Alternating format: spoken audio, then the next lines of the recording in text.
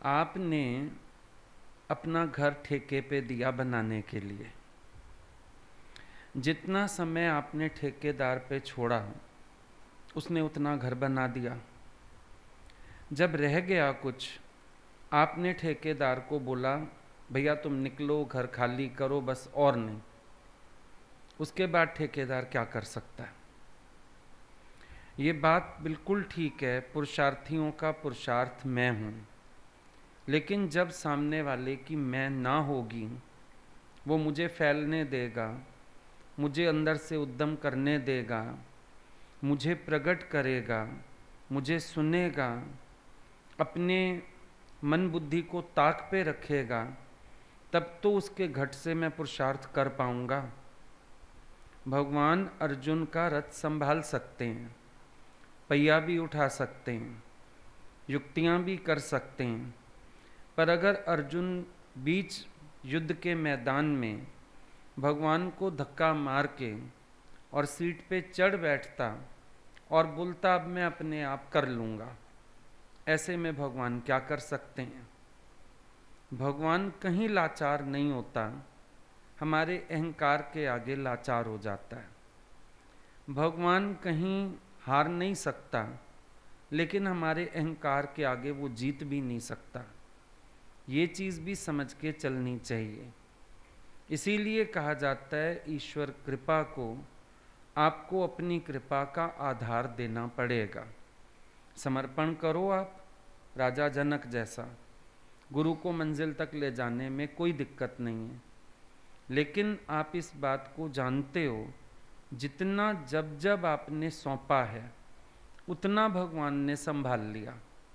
उसके बाद अगर आपके समर्पण का खोट है, भगवान कुछ कर तो नहीं सकता उसमें, फिर क्या करेगा? चलो आप यही कहो भगवान तुम ही पुरुषार्थ बन के बैठ जाओ, फिर तुम हट जाओ ना, तुम बुद्धि मत चलाओ ना, तुम मेरे इशारे से चलो, तुम पूरी तरह से मेरी कहने में आ जाओ, सबसे मन हटा के मेरे में मन रख लो।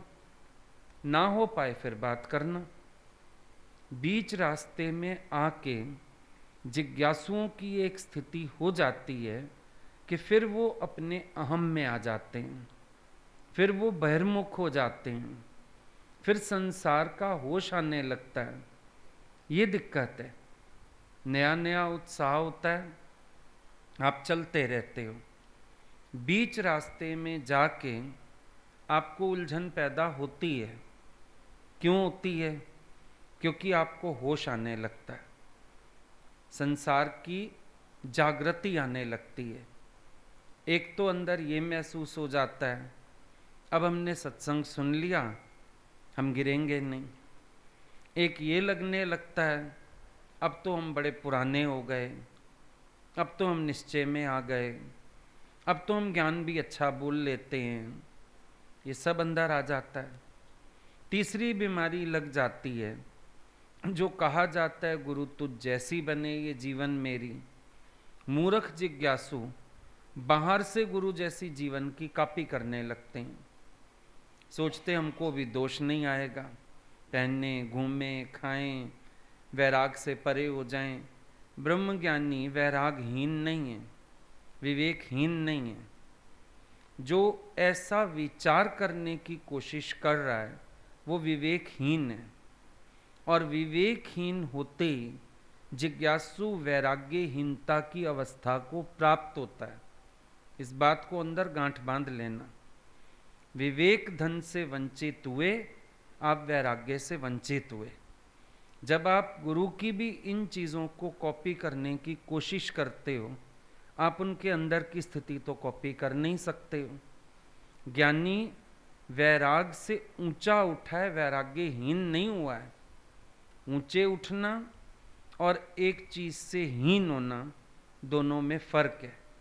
हमारे घर में टेडी बियर है, अब हम बड़े हो गए, हम खेलते नहीं है, डेकोरेशन के लिए रखा भी हुआ है। ज्ञानी वैराग्य से उपराम होता है, क्योंकि वैराग्य कब तक? जब तक सत्य असत्य दो भासता है। जिस दिन आप सत्य किए सब सत्य, वैराग भी पीछे किससे लेवे। सो वैराग से ऊपर उठता है। वो एक स्थिति समर्थ्यवान की हो जाती है। ब्रह्मज्ञानी समर्थ हो जाता है वहाँ पर, करे ना करे, चले ना चले, खाए ना खाए, मेलों में जाए, उसके अंतर कोई छाप पड़ने वाली नहीं। वैराग्यहीनता नहीं हो गई है, लेकिन वैराग्य भी स्वभाव में सहज ही शामिल है, जहाँ पर उसकी वृत्ति में बिखराव पैदा नहीं होता। लेकिन साधक की मुसीबत बाहर के जीवन को कॉपी कर लेता है। कई ऐसे साधक भी मिलेंगे आपको जो कहेंगे गुरु ने खाया हमने भी खाया, गुरु ने घूमा हमने भी घूमा, गुरु ने पहना हमने भी पहना, ऐसा भी बोलते हुए मिलेंगे, क्योंकि उनके पास समझ ही नहीं है, विवेक से हीन है, दरिद्र हैं विवेक से, वो समझ ही नहीं पा रहे ब्रह्मज्ञानी के भीतर की अवस्था क्या है। तुम्हें इच्छा हो रही है, तुम इच्छा से नकल कर रहे हो, ब्रह्मज्ञानी का श्रृंगार प्रकृति कर रही है। बंध ज्ञानी की यही बड़ी मुसीबत कि वो अपने अभिमान को पहचान भी नहीं पाता, और गुरु भी बताए तो मान नहीं पाता, अपने अंदर की वैराग्यहीनता को भी स्वीकार नहीं करता, ज्ञान को ओट के चलता है, इसीलिए उसको बंध ज्ञानी कहा जाता है। ये बंध ज्ञानी की स्थिति है। बाहर से ज्ञानी को देखे, कॉपी करने की कोशिश करे, उससे कोई फायदा निकलने वाला है नहीं, क्योंकि यहाँ पर अगर बाहर की चीज़ें होती, सच में कई लोग सिद्ध हो गए होते। यहाँ खेल है सारा अंदर का, और अंदर की पूरी ईमानदारियों से अगर मेहनत ना की जाए, एक कदम भी चलना मुश्किल है, बहुत कठिन काम है, क्योंकि सारा खेल अंदर से, आनंद भीतर का, वैराग भीतर का, सब कुछ भीतर का है। अगर आपके अंदर विवेक नहीं जागा है, वैराग और विचार पैदा नहीं होगा। बिना विचार और वैराग के पैदा हुए आत्मस्थिति तो हो ही नहीं सकती है, क्योंकि देह में वैराग्य वृत्ति आपको अपने स्वरूप की खोज में लगाती है। जब आपकी देह में वैराग वृत्ति होती है कि पंच तत्व से बना शरीर पंच तत्वों में जाके मिलने वाला है ना, फिर मैं कौन, फिर इस शरीर से संबंधित एक एक राग की कड़ी टूटती है। ऐसे तो नई अवस्था आ जाती ना कि ज्ञानी के जीवन में, कल भी हम सोच रहे थे, ज्ञानी के जीवन में एक भक्ति का इतना मधुर फल लग जाता है, उसके आगे भोग फल, मोक्ष फल दोनों का त्याग हो जाता है। ये इतना रस मधुर है ये भक्ति का, प्रेम का। भले आत्मज्ञान की साधना मोक्ष फल के लिए शुरू करते हैं, पर जीवन में भक्ति का रस, प्रेम का रस इतना मधुर आ जाता है, भोग फल का तो त्याग हो जाता है। भगवान तू चाहिए, भोग तो मुझे कोई भी नहीं चाहिए, मैं इसका क्या करूँगा, मेरी आवश्यकता ही नहीं है। लेकिन साथ ही साथ भगवान के आगे भगत मोक्ष फल का भी त्यागी हो जाता है। ब्रह्मज्ञानी से पूछो, या जो सच्चा भगत होवे उससे आप पूछो, कहेगा मोक्ष भी नहीं चाहिए, एक तू जो मिला सारी दुनिया मिली, उसकी भावना फर्क हो जाती है। नारद जी आते जाते थे गोपियों के पास, रोज वैकुंठ की बातें सुना जाते थे, वैकुंठ में ये, वैकुंठ में वो, भगवान वैकुंठ में रहते हैं, मैं तो वहाँ मिलने जाता हूँ। एक दिन गोपियाँ कहती हैं, भगवान वैकुंठ दिखाओ, तो तुम्हें क्या मुसीबत पड़ी है वैकुंठ देखने की। नहीं नहीं, नारद जी रोज कहता है वैकुंठ वैकुंठ वैकुंठ दिखाओ। भगवान ने भी लीला रच दी, गोपियां वैकुंठ देख रही हैं, बड़े देवी देवता सब दिख रहे हैं, विष्णु भगवान सिंहासन पे विराजमान हैं, देवियां कई आई हुई हैं, रंभा, मेनका, अप्सराएं नाच रही हैं, सारा सीन जो सुना हुआ था गोपियों ने वैकुंठ का, सारा सीन सामने। लेकिन गोपियां देखती हैं, कान्हा तू कहाँ है, कान्हा तू कहाँ है, जोर जोर से आवाजें मारने लगी। भगवान ने आवाज दी, मैं वैकुंठ में नहीं रहता हूं। अरे वैकुंठ में नहीं रहते हो तो दिखोगे कैसे? बोला जब वैकुंठ देखने की अभिलाषा भी छोड़ दोगी तब मैं दिखूंगा, जब तक वैकुंठ देखोगी मैं नहीं दिखूंगा। चिल्लाई बड़ी जोर से, वैकुंठ नहीं, वैकुंठ नहीं, भगवान तुम चाहिए। भगवान ने लय कर दिया सारा, वैकुंठ खुद सामने आ गए। भगवान तुम कहाँ रहते हो? बोला मैं संतों के कंठ में रहता हूं, वैकुंठ में नहीं रहता। तो जो गोपियों ने उस दिन से प्रण किया, वैकुंठ भी नहीं चाहिए, चाहिए तो क्या, देखना भी नहीं है उस तरफ। तो ये भक्त है ना, जो भोग फल का तो त्यागी हुआ, साथ ही साथ मोक्ष फल का भी त्यागी हो गया। अब ये अवस्था किसी सिद्ध पुरुष की जब तक कैच ना हो, हम बाहर से नकल करते रहते हैं। गुरु जो तू है सो मैं हूं, हम भी बड़े समर्थ हैं। सामर्थ्य तो तुम्हारी इतनी नहीं, गुरु के आगे ये अहंकार नहीं झुका पाते। गुरु के आगे भी ज्ञानी पने की मैं लेके खड़े रहते हैं। सामर्थ्य कहां से है तुम्हारे अंदर? सामर्थ्य तो फिर गुरु के अंदर है, जड़ से जड़ बुद्धि वाले के साथ भी झुक जाता है, अहंकारी के आगे भी नम्रता कर लेता है, खुद बढ़ के भी प्यार कर लेता है। सामर्थ्यवान तो वो हुआ। कहाँ है सामर्थ्य? गुरु की जो आत्म स्थिति है, एक बार उसका भी तो विचार करो। अगर आप समर्पित हो, फिर भगवान ही खिलाएगा, भगवान ही पहनाएगा, भगवान ही चलाएगा। आपको अपने लिए कोई संकल्प नहीं होना चाहिए ना। माया के संकल्प आपको अपने लिए हो जाते हैं, और भगवान के लिए आप बोलते हो भगवान तू अंदर पुरुषार्थ बन के बैठ जा। माया में छोड़ा, या तो दोनों पुरुषार्थ छोड़ दो, वहां भी छोड़ दो ना, हर संकल्प ले कर दो, भगवान देखेगा, उसी में भी ज्ञान लग जाए तुम्हें।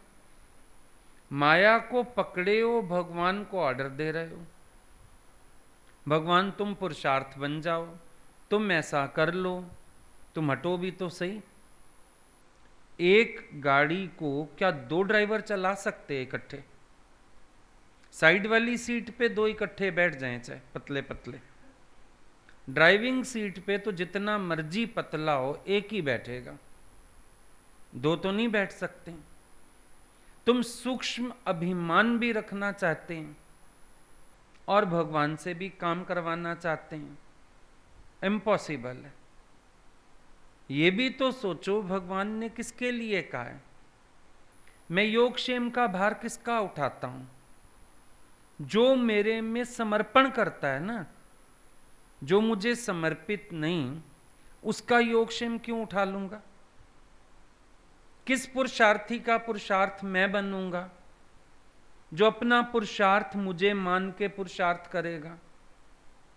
ये अहंकार गंवाने के लिए, पुरुषार्थहीन होने के लिए ये वचन नहीं है गीता का। पुरुषार्थियों का पुरुषार्थ मैं हूं, मना जो पौरुष की ताकत भी मुझे समझे, अहंकार ना करे, मुझे समर्पित होके पुरुषार्थ करे इस मार्ग पर। ये नहीं कहा गया कि पुरुषार्थहीन होके बैठ जाए और बोले भगवान तुम करो। पर फिर भी हम कह रहे हैं कि चलो तुम छोड़ो तो सही एक बार। छोड़ते तो नहीं हो, लेने की तरह मन बुद्धि गवाते तो नहीं हो, दाल गप्पू की तरह अभ्यास में लगते तो नहीं हो। जहीं विधि राखे राम, इतना भी तो नहीं सौंपते। अपना ख्याल, अपनी बुद्धि, अपनी बातें, अपनी सोचें, सब कुछ तो इंसान के साथ है। कहां समर्पित है वो? फिर भगवान क्या उसके घट में बैठ के करे? उनको पार लगाएं जो सौंप दिया करते हैं। जो सौंप देता है भगवान उसकी सारी फिक्र करता है। लेकिन जिसका पता हो, अपने ही घर में आपको पता है, एक बच्चा तो उठा के भी खा लेगा, बना के भी खा लेगा, बाजार जाके भी मुआ खा लेगा, मान लो आपको पता है, तो आप उसके लिए निश्चिंत रहते हैं। हमको क्या करना है? वो खा लेगा अपने आप।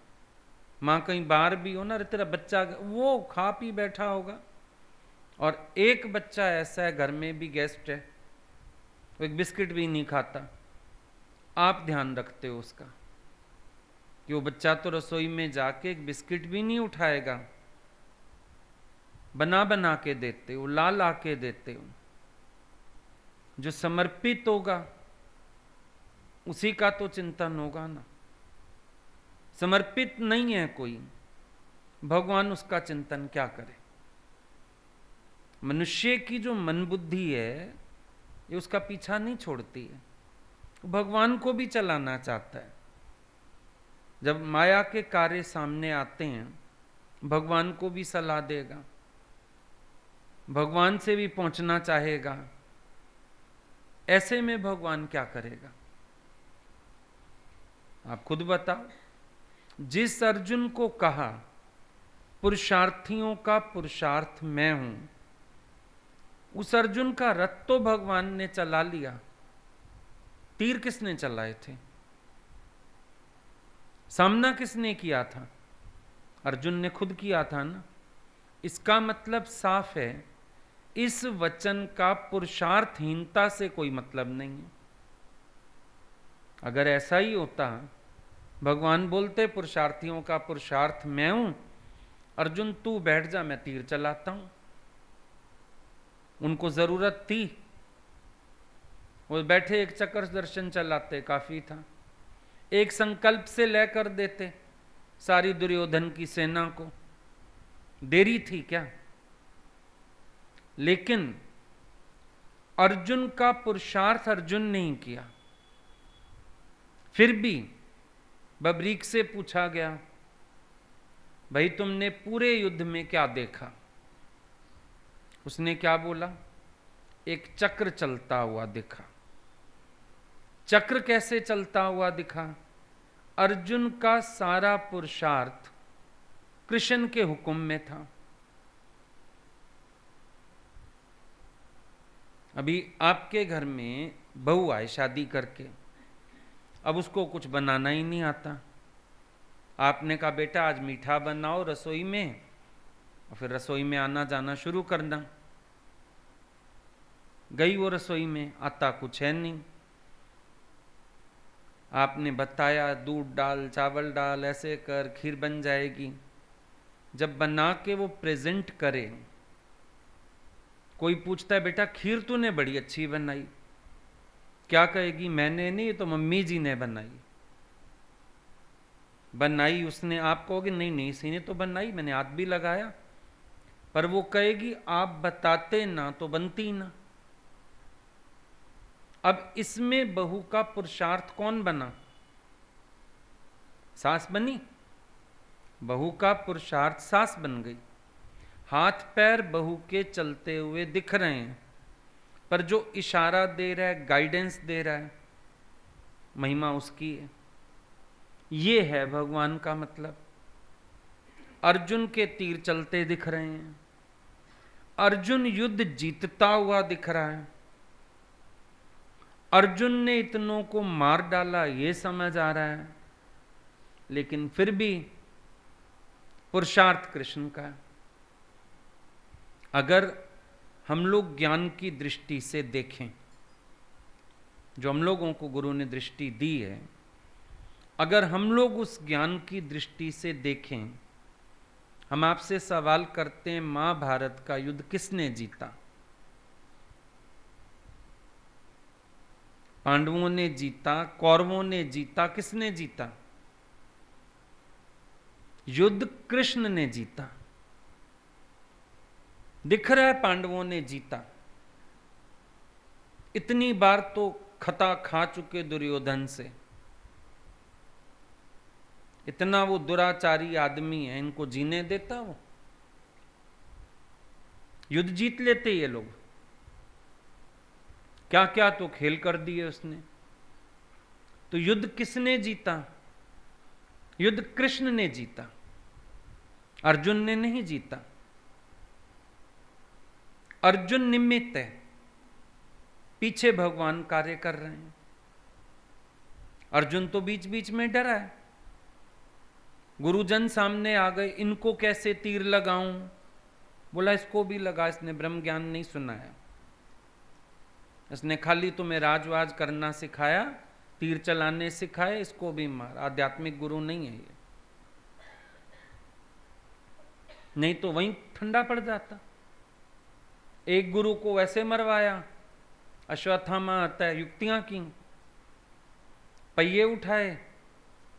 किसने जीता है युद्ध? अर्जुन दिख रहा है।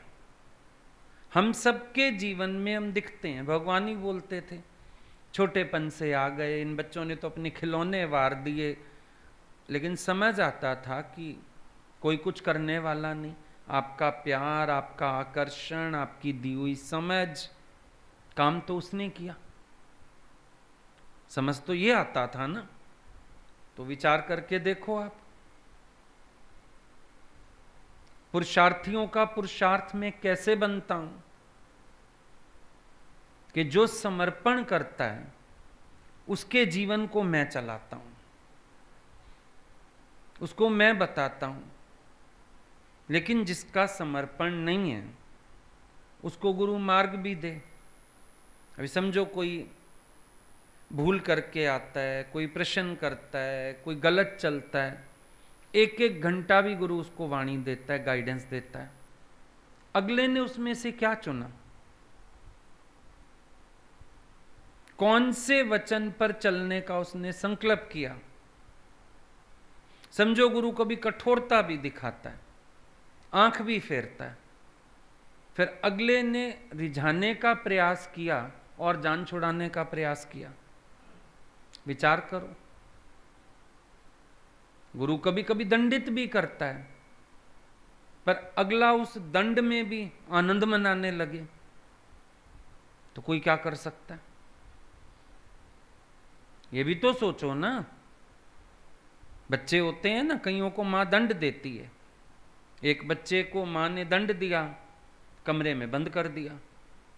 थोड़ी देर बाद मां देखने आई, बच्चे ने टीवी ऑन किया हुआ, उसमें गाने लगाए हुए और डांसिंग, एंजॉइंग।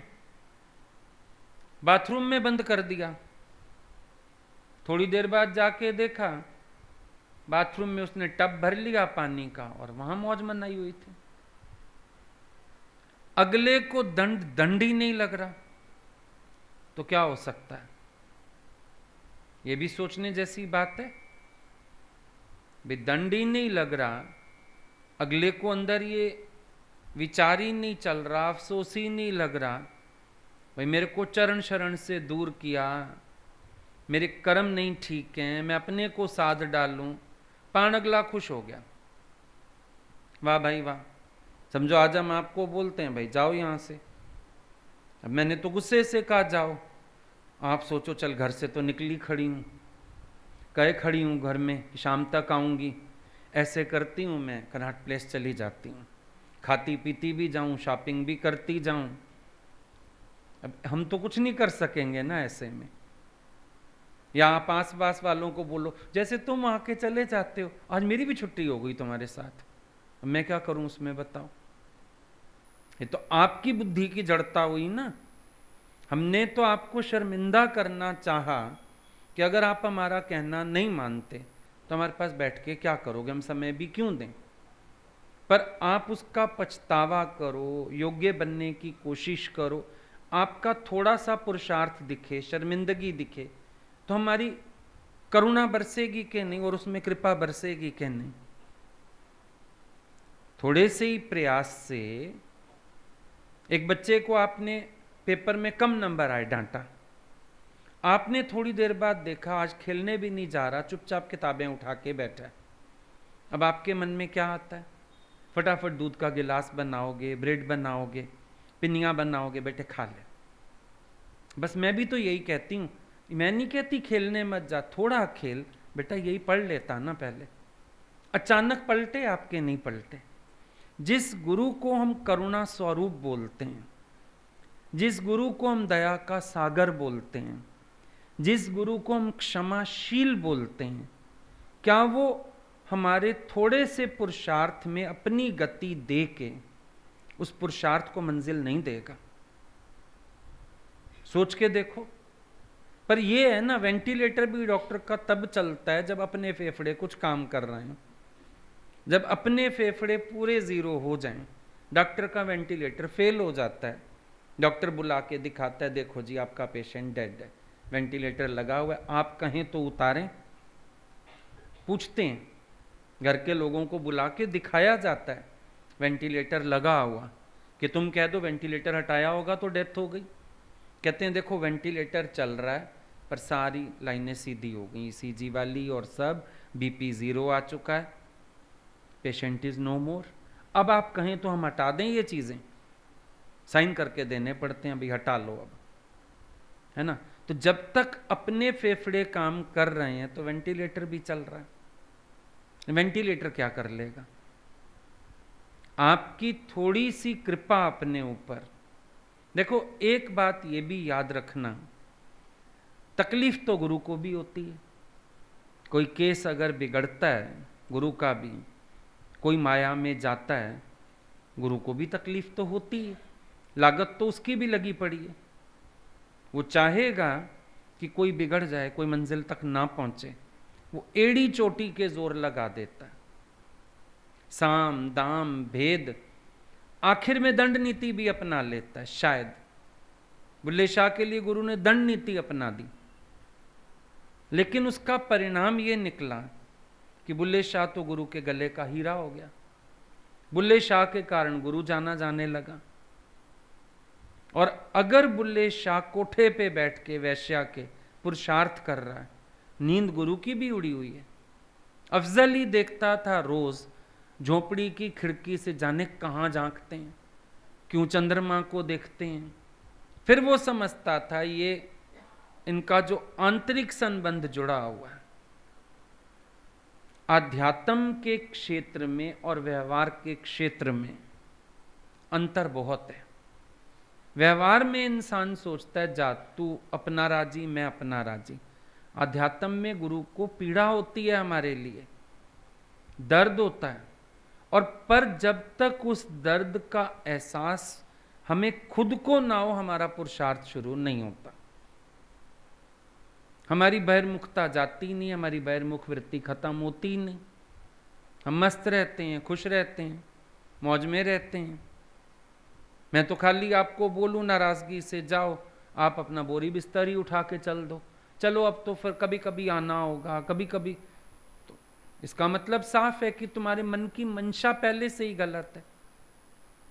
भाव तो सबके पहुंचते हैं और क्रिया भी सबकी नजर आती है, तो इसमें तुम गुरु को भी दोष नहीं दे सकते।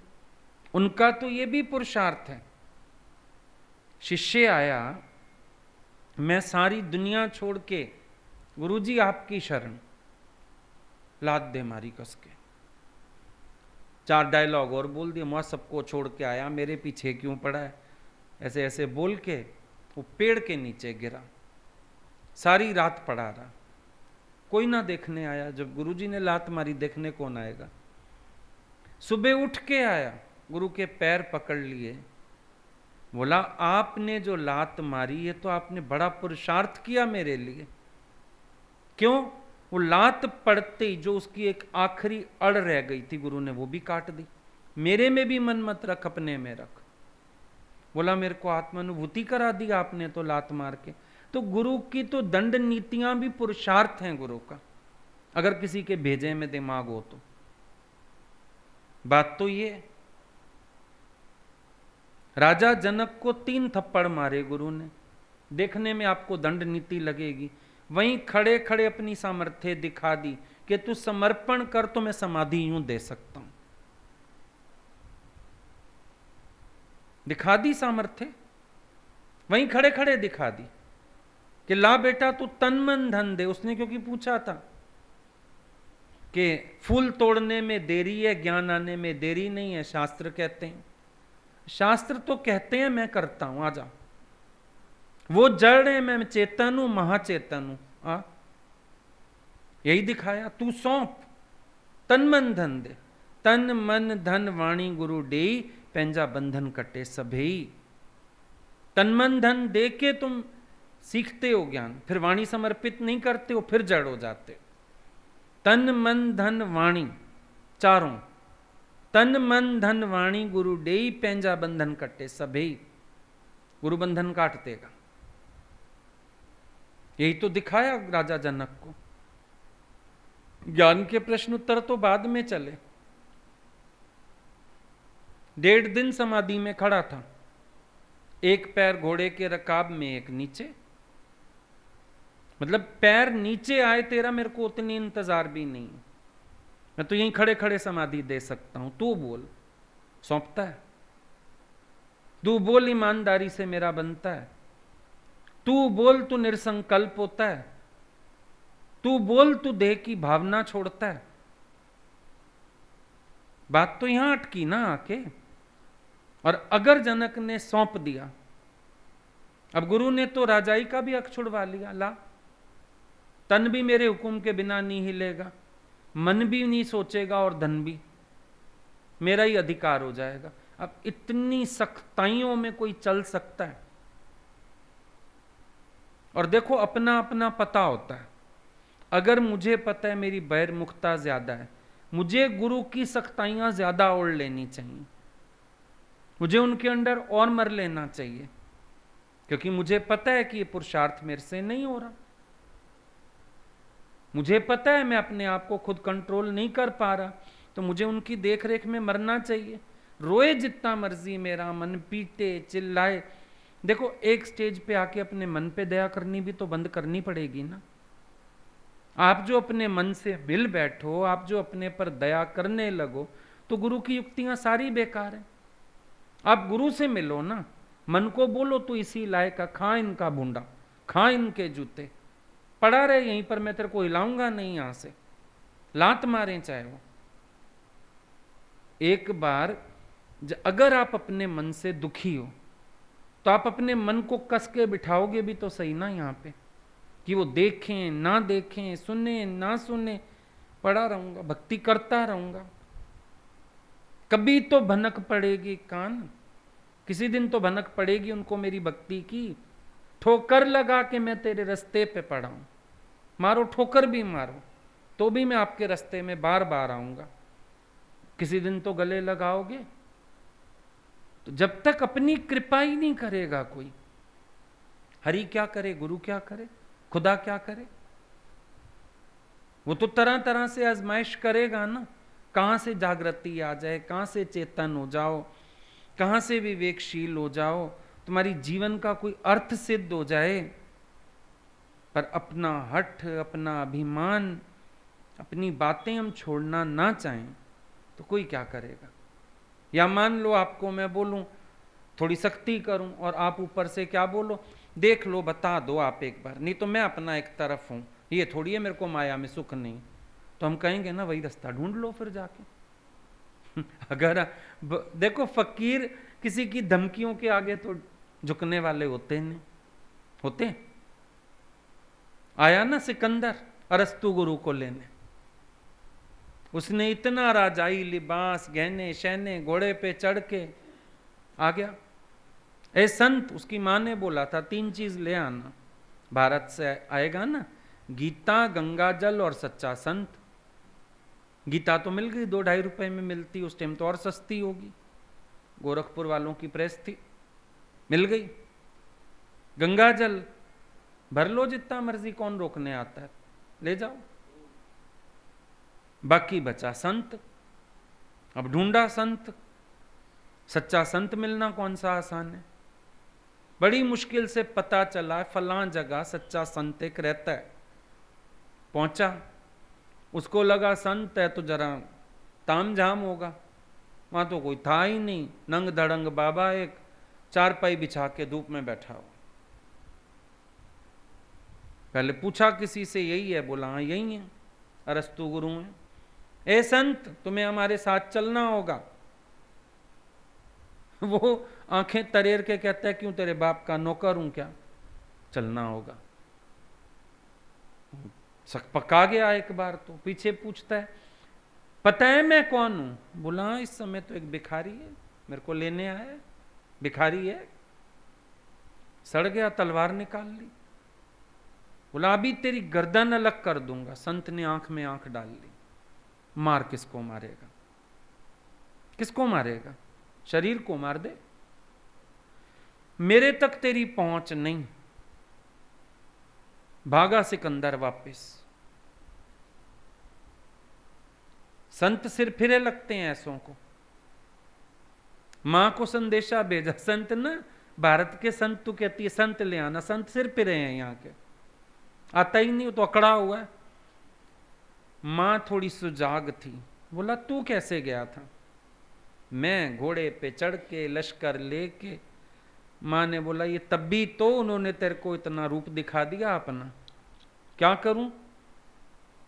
बोला सादे कपड़ों में जा, पैदल चल के जा। संतों के पास नाज से नहीं, न्याज से जाया जाता है। संत के पास नाज लेके जाओगे ठोकर मारेगा, न्याज से जाओगे गले लगाएगा। संत किसी की विरासत थोड़ी। भगवान को कोई ज्यादा हक जमाता था ना, वो बोलते थे सुनो, ये जीवन रूपी पुष्प जिसके चरणों में चढ़ाना था चढ़ा दिया, अधिकार उसी का है, खुशबू तुम सब ले सकते हो, संभल के रहना। बहुत उनकी ये बात अच्छी लगती थी। संत किसी की विरासत तो बन नहीं सकते कि कोई खरीद ले उनको, कोई धमका ले उनको। देखो मेरा उद्धार करते हो तो करो, नहीं तो मैं माया में जाऊंगा। जाओ, माया में ही जाओ तुम। जो मेरे सिवाय कोई आस लेके चल रहा है वो मेरे योग्य ही नहीं है। God is jealous lover. तुम्हारे पास चॉइस है, गो। तुम आके कह दो हमारे पास चॉइस है, आपको सुने फलां को, गुरु कहेगा फलां को ही सुन, जा जल्दी जा, जा जल्दी। देखा यहां बैठ के तुझे खुजली मची रहेगी, मेरे को चाहिए नहीं ऐसे खुजली वाले लोग। यहां वो बैठे जो मेरा होके बैठ सके, फिर अर्जुन की तरह फिर दाएं बाएं ना झांके, राजा जनक की तरह।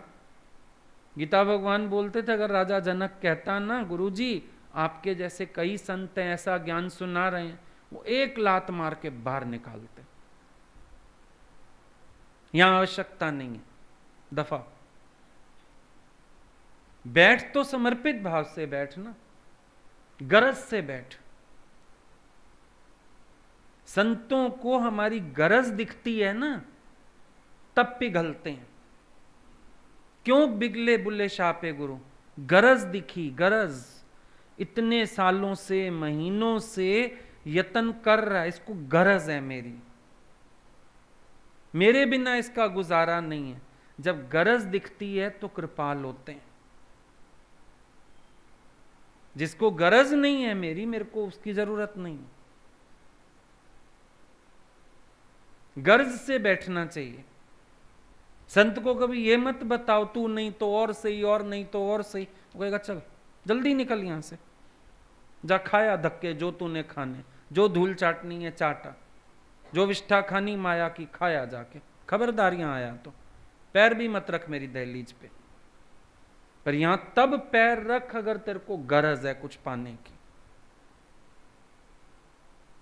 इतना लाचार गुरु करता है एक बार हमारी गरज देखने के लिए। विवेकानंद को किया लाचार, एक महीना नहीं देखा, फिर देखा इसको मेरी गरज है, तब आ रहा है, फिर हो गए कृपाल। ऐसे मिलती है संतों की कृपा क्या? दयाल हुए ना फिर एक महीना, लेकिन ठीक है। उसी मर्दे जवां को सर तपा लाचार करते हो, दमे ईसा दर्दे मूसा की ताकत जिसको देते हो। उसी मर्दे जवां को सर तपा लाचार करते हो। तुम ही खुद दर्द देते हो, तुम ही उपचार करते हो, दुखाते हो उसी का दिल जिसे तुम प्यार करते हो। किस लिए? ये देखने के लिए मेरे बिना कोई गर्ज तो नहीं है इसको। अगर कोई और गर्ज है तो भागे फिर। भजन को ये तमाशे हैं, दिल बहलाने के लिए भजन, मुस्कुरा मुस्कुरा के गा लो। ये सच्चाइयां हैं, बहुत बड़ी कसौटियां महापुरुषों की, दिखती नहीं है। कब परख लेते हैं, कब परीक्षा कर लेते हैं, कुछ नहीं पता चलता। बोलने पे आता है गुरु, कोई भी कड़क से कड़क शब्द कह देता है। हम तुम्हें कभी बताएं तुम हैरान हो जाओगे। उस दिन हम बैठे थे, एक बात ऐसे निकल गई मुंह से, मैंने बताया, इन लोग कितनी देर तक सब ताज्जुब में, भगवान ने ऐसे बोल दिया। हाँ ऐसे बोल दिया, बड़ी बात है कोई? गर्ज देखता है गुरु कि बताओ, अब भी बताओ गर्ज है मेरी, अब भी बताओ गर्ज है मेरी। मैं तुम्हें नहीं देखता, मैं तुम्हें ठोकर मारता हूं, मैं तुम्हें नहीं पूछता, बताओ गर्ज है मेरी। फिर भी गर्ज है तो गले लगाता है। क्या समझा है तुमने? बचकाने खेल थोड़ी कि बस हम आ गए, मीठा मीठा सत्संग चल गया, भजन गा लिए, नाच लिए, चले गए। यहां तो गुरु एक एक स्वभाव को सीधा करता है। रामतीर्थ बोलते थे, आओ मेरी शरण, पर तुम्हारी एक एक इच्छा को आर पार छेदूंगा। बोलो, बैठ सकते हो फिर उसके बाद, हिम्मत हो तो आना। पर्सनल एक एक पे ध्यान देना पड़ता है। किसी को आध्यात्म में चलाना कोई मजाक है क्या? ये ब्रह्म ज्ञान की सीढ़ियों पे कोई कोई विरला चढ़े। जो चढ़ जाए सीढ़ियां 84 लाख उसकी कटे। ये सीढ़ी जो एक एक गुरु चढ़ाता है ब्रह्म ज्ञान की, तुम इसको मजाक मत समझना कभी। बहुत लागत लगती है गुरु की, लेकिन कद्र हमारे अंदर हो उनकी लागत की। हम जो सत्संग को तमाशा समझ लें, बस रोज नए कपड़े पहनने हैं, बैग उठाना है, निष्काम पे निकल जाना है, खा पी आना है, एंजॉयमेंट की लाइफ है कोई? हर वक्त टीस उठे मन में, मंजिल क्यों नहीं मिल रही, मंजिल क्यों नहीं मिल रही, क्यों दूर हूं। Better to be a Socrates dissatisfied than a pig satisfied. और कोई मुझे आके ये बोले कि देखो जी, अगर आप यहां सेटिस्फाई कर सकते हो तो ठीक, नहीं तो मैं पिग बनने को तैयार हूं, तो बने पिग फिर। मूर्ख आदमी अगर ये पूछे भाई मैं तो सुअर बन जाऊं, फिर बताओ आप जल्दी, तो हम यही कहेंगे ना, बेटा तू सुअर ही बनने लायक है, बन फिर जाके। जब तू कदर ही ना कर पाया हीरे मोती की, तुझे विष्ठाई खाने का शौक है, कहां फिर? हमारे घर से क्या जा रहा है? तुम करुणा तो तुमको समझ में ही नहीं आ रही है, दर्द तो समझ में ही नहीं आ रहा। वचन तो ये चलता है ना कि यहां सारी जिंदगी डिससेटिस्फाइड होके भी बैठना पड़े, माया मत चुन लेना गलती से भी। चलती है बात? नहीं चलती फिर। और कोई ये प्रश्न करे आके, आप बताओ, नहीं तो फिर मैं अपना माया में जाऊं, एक तरफ हूं, हम क्या बोलें उसको? क्या बोलें बताओ? समझ तो ये आता है कि अगला व्यक्ति समझता ही कुछ नहीं है, क्योंकि उसको सिर्फ रस है, खाना पीना भोगना, पशु समान जीवन चाहता है। और यहां तो गुरु पशु से भी मनुष्य, मनुष्य से भी देवता, देवता से भी भगवान बनाना चाहता है। मानुख ते देवता किया, करत ना लागी बात। गुरु तो उसमें भी संतुष्ट नहीं होता, दैविक गुण आ जाए, कहता नहीं अपने स्वरूप में, निज स्वरूप की बात करो, आत्म निश्चय की बात करो, ज्ञान की बात करो।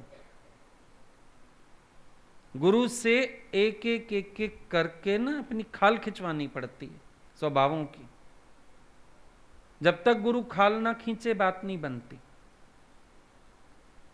उसके लिए फिर सजगता अपनी चाहिए होती है, शौक चाहिए होता है। बिना शौक के ये मार्ग नहीं है। बुल्ले शाह वाला शौक, विवेकानंद वाला शौक, वो चाहिए होता है। शौक से मंजिल है यहां पर। शीस उतारे भों दरे, तांपे भी रखे पांव। आए अपना ही सिर उतार के अपने हाथ से रखे जमीन पे, दहलीज पे, और उसको मसल के अंदर आ जाए। यानी अपने अहंकार को, अपनी मैं को इतना नगण्य करे।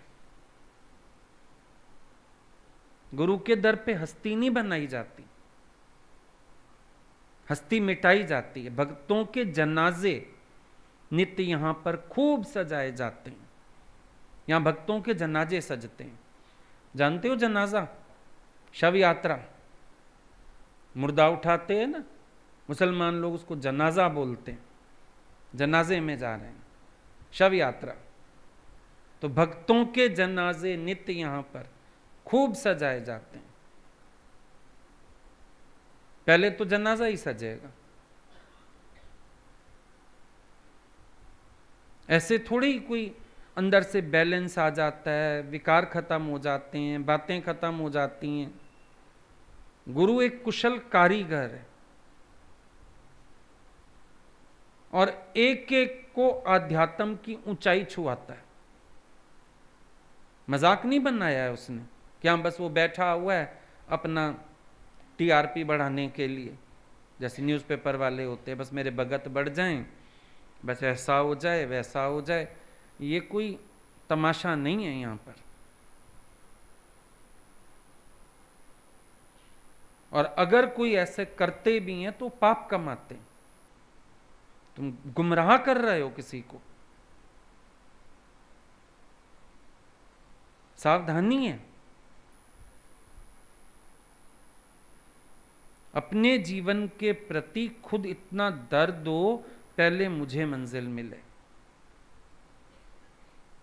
मुझे शौक हो फकीरों की फकीरी लेने का। कभी किसी भी आदमी को आपने देखा हो, उसको मैखाने के चारों तरफ या पिए हुए के चारों तरफ घूमने का शौक होता है, नशे का शौक होता है। गुरु के चारों तरफ घूमने से कुछ नहीं होगा। फकीरों की फकीरी लेने का शौक होवे, मस्तानों की मस्तियां जीने का शौक होवे कि इस मस्ती में मैं भी जीना चाहता हूं, इस मौज में मैं भी जीना चाहता हूं, ये फकीरी अख्तियार करने मैं भी आया हूं।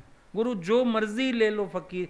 वो देखते हो बच्चे जब ड्रग्स के लिए तड़पते हैं ना, कहते हैं कुछ भी ले लो पर हमको वो सुई दो एक लगाने को, मांगते हैं ना। ऐसा शौक हो गए।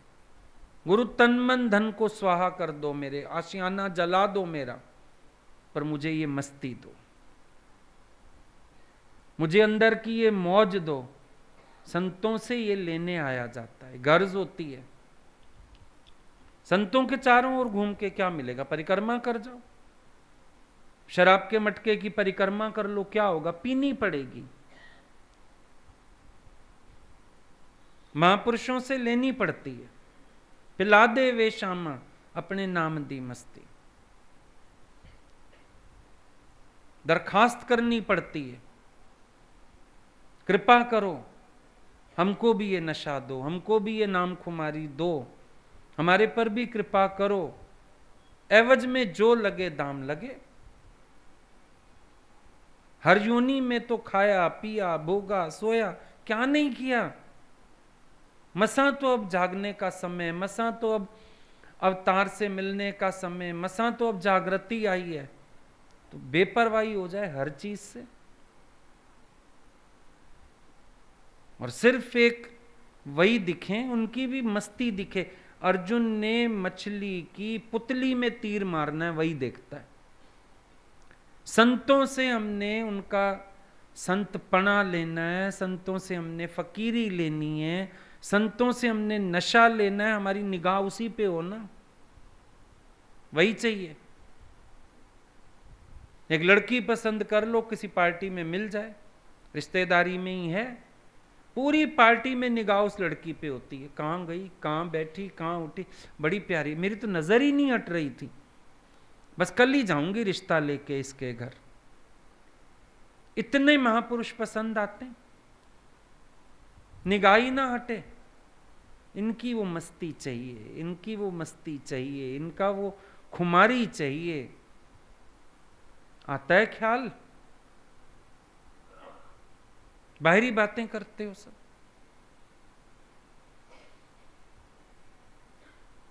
तलब नहीं जिसको, पुरुषार्थ कैसे करेगा?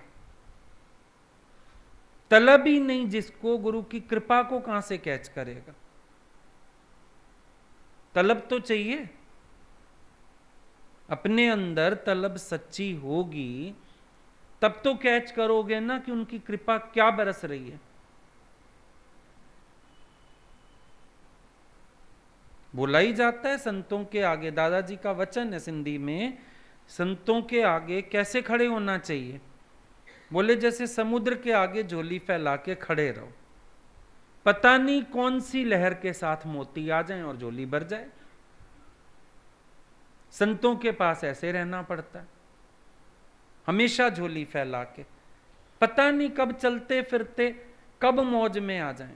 सेवा ना कर माया की, जाने कब रुला दे, सेवा कर सच्चे संत की, ना जाने कब मिला दे। पता नहीं कब लहर उठ जाएगी उनको और पता नहीं कौन सा मोती डाल देंगे झोली में। उनके इर्द गिर्द हमेशा ऐसे रहा जाता है, उनके इर्द गिर्द रह के आसपास की दुनिया में मन रखो, राग द्वेष करो, ईर्ष्या जलन करो, तेरी मेरी करो, तो ये झोली में छेद बनते जाते हैं उतने। अब जिस झोली में इतने छेद हों उसमें कितने ही मोती डाल लो, कहां जाएंगे?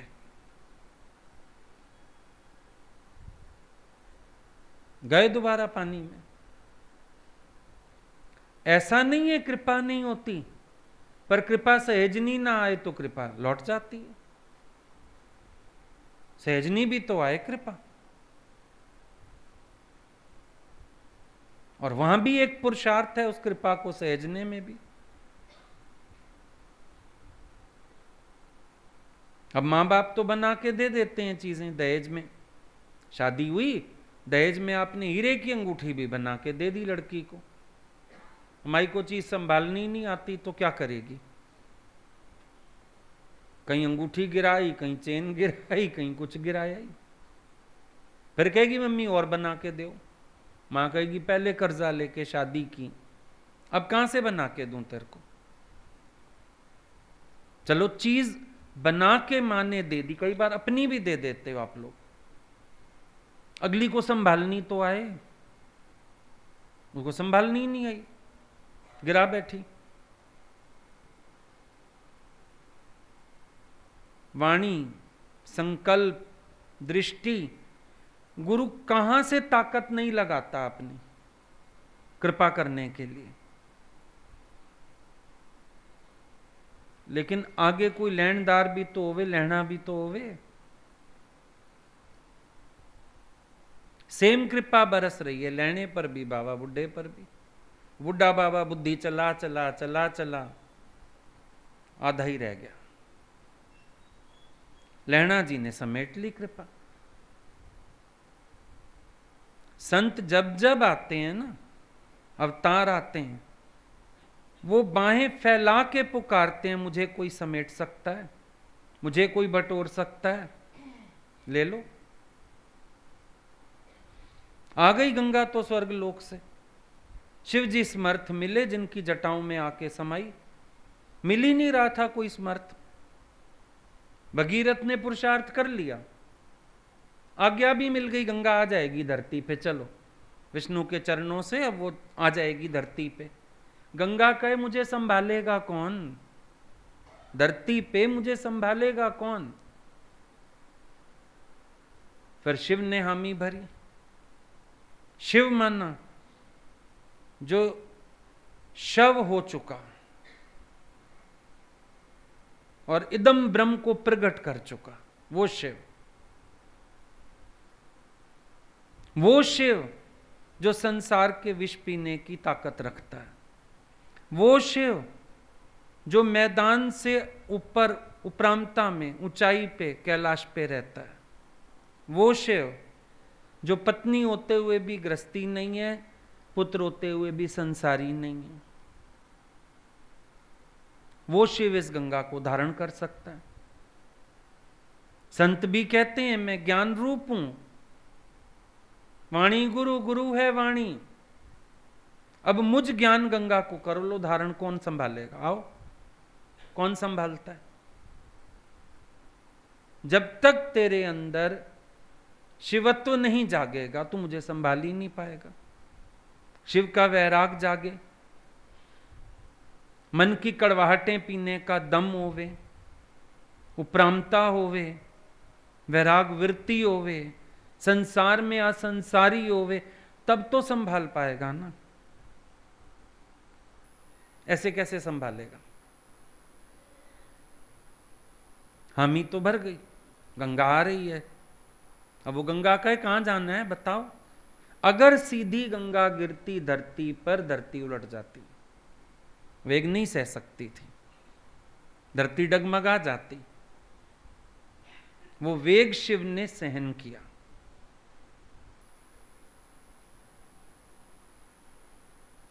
मालूम है? एक झरना भी आता है ना कहीं से, धरती पे जहां गिरता है देखो वहां कुंड बनाया जाता है, पत्थर डाले जाते हैं कि धरती पर इफेक्ट ना आए आसपास की। वो तो पूरी गंगा आ रही थी, धरती नहीं सह पाती बोझ, धरती ने मना कर दिया था कि गंगा का जो बहाव होगा मैं नहीं सह पाऊंगी। शिव कल्याणकारी, पर जो प्रलयकारी नहीं हुआ वो कल्याणकारी कैसे हो सकता है? गुरु जो अपनी सृष्टि की प्रलय करके बैठा है, अपनी मैं की, अपने अभिमान की, ज्ञान के बाद भी हस्ती नहीं बनाई है, प्रलयकारी ही कल्याणकारी हो सकता है। जिसने गुरु के चरणों में अपनी प्रलय की है वही कल्याणकारी हो सकता है। गुरु से दूर रह के प्रलय होती नहीं, दिखावा होता है। गुरु के चरण शरण में प्रलय करके हम कल्याणकारी रूप ले सकते हैं, ऐसे नहीं ले सकते। तो वो सब चीजों का भी तो महत्व है ना। कृपा तो हो जाए, मैनू पार करन दी हामी भर लो, हां कर दी, अब बताओ, अब बताओ। चलो तुम रोज गाते हो गरीब नवाज मेरी बांह फाड़ लो, मैनू पार करन दी हामी भर लो, चलो भर दी हामी, अब बताओ।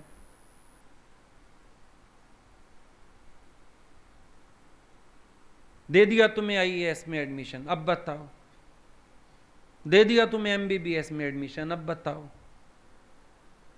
हामी भर दी, हामी भरने से काम हो जाएगा? जब हामी भरवाने कोई जाता है तभी टेस्ट लेते हैं, एंट्रेंस। कि हामी भरवाने तो आगे आप मुझे डॉक्टर बना दोगे, पहले बता तू डॉक्टर होने के लायक है? एंट्रेंस के लिए कितनी तैयारी करके आया, आजा। पहले उसको नाप लेते हैं, फिर एंट्री देते हैं। पार करण दी हामी भर लो, चलो भर देते हैं। आओ पहले एंट्रेंस दो, भरते हैं हामी फिर। और मान लो हामी भर भी दी, फिर क्या? प्रयास तो फिर भी चाहिए। बरखा बरसती है रहमत की, और प्यास तो पुरुषार्थी की बुझेगी ना। हाँ ये है जब गुरु हमको पुरुषार्थ करने के रास्ते बताता है, टिप्स देता है, हमारे साथ साधना करता है, समय समय पर गाइड करता है, चिट्ठियां लिखता है, वाणी से समझाता है, ये सब पुरुषार्थी का पुरुषार्थ मैं हूं। ये हूं मैं पुरुषार्थ, कि उसको इस मार्ग पर अकेला चलने छोड़ नहीं देता, साथ लेके चलता हूं, कदम कदम पे सहायता करता हूं, उसके मन को मोड़ता हूं, उसके विकारों से उसकी पहचान कराता हूं। फिर उसमें भी जिज्ञासु सच्चा हो, फिर झूठ सच ना करे। फिर कृपा तो आ रही थी, लेकिन अगले ने झूठ का सहारा लेना शुरू कर दिया। छिप छिपाव, झूठ, कपट, छल। भगवान से ही छल करेगा, उनको ही धोखा देगा, जीवन क्या बनाएगा? जहां पकड़ा जाए अपनी भूल स्वीकार करने के बजाय कपट का आश्रय कर ले, कैसे होगा? भगवान तो उंगली पकड़ के भी चला लेता है। चलो एक बच्चा वीक है, इसको हम चलाते हैं, इसको हम संग रखते हैं, लेकिन वहां भी अगला छल कपट का सहारा ले, वहां भी बैर मुक्ता रखे, कैसे बात बनेगी? गुरु तो कई प्रकार से कृपा करता है। एक लड़की बहुत चंचल वृत्ति की थी, भगवान ने उसको अपने पास रख लिया, यहां रहे, पूरे घर में उसको छूट थी, मर्जी से कहीं से क्रॉकरी निकाले, कुछ करे, गुरुजी को कहे आज ये साड़ी पहनी है, आज ऐसे करिए, सब मानते गए। लेकिन फिर बीच में पता चला कि उसका हिसाब किताब ठीक नहीं, थोड़ा कैरेक्टर ठीक ना लगा, पकड़ा कई बार। फिर पता चला जो वहां पे बात हो कुछ हो, फटाफट अपने घर में, माँ बाप भी सत्संग से जुड़े हुए थे, सारी खबर उनके कमरे की वहां। भगवान ने आखिर में हाथ जोड़ दिया, देने को एक रूम भी दे दिया पूरा कि यहां रहो आराम से, लास्ट में हाथ जोड़ने पड़े। बोला तुम शायद इस कृपा को संभाल नहीं पाई, अभी चलो यहां से। तो क्या कृपा नहीं की? उन्होंने तो इतनी कृपा की, रहा लिया, हर तरह की छूट दे दी, घुमाया फिराया अपने साथ, पता नहीं कितना। कोई दुनिया का सुख नहीं था जो ना दिया। पर अगले ने उनकी महिमा ही नहीं समझी, इस कृपा का यही नहीं समझा कि अर्थ क्या, वो इसके पीछे मुझे क्या देना चाहते हैं, कहां चढ़ाना चाहते हैं। फिर कोई कुछ नहीं कर सकता ना। तो भगवान को दोष नहीं है कि शायद वो मेरे घट में पुरुषार्थ नहीं बना, सबके घट में पुरुषार्थ बन के बैठता है। इवन बाहर से भी तुम्हारे पुरुषार्थ के साथ पुरुषार्थ करता है, तुम्हारे लिए तपस्या वो करता है। अभी तुम सब तो लॉकडाउन में बैठ गए, सत्संग तो एक भी दिन नहीं रुका। जैसे मर्जी इंतजाम करने पड़े, सत्संग तो हुआ। चाहे रोज इतनी भीड़ में बैठ के बात करते हैं, 2 लोगों के सामने सत्संग भी करना पड़ा, पर आपको तो सत्संग मिला। इससे ज्यादा पुरुषार्थ गुरु क्या करे फिर? गुरु की मेहनत निष्दिन, कुछ तुम तो लगाओ जोर। जहां तुम्हारे पुरुषार्थ की बात आई, वहां तुम्हें गीता का श्लोक याद आ गया, पुरुषार्थियों का पुरुषार्थ भी मैं हूं, लेकिन कैसे हूं इसका मनन जरूर कर लो। आई बात समझ में?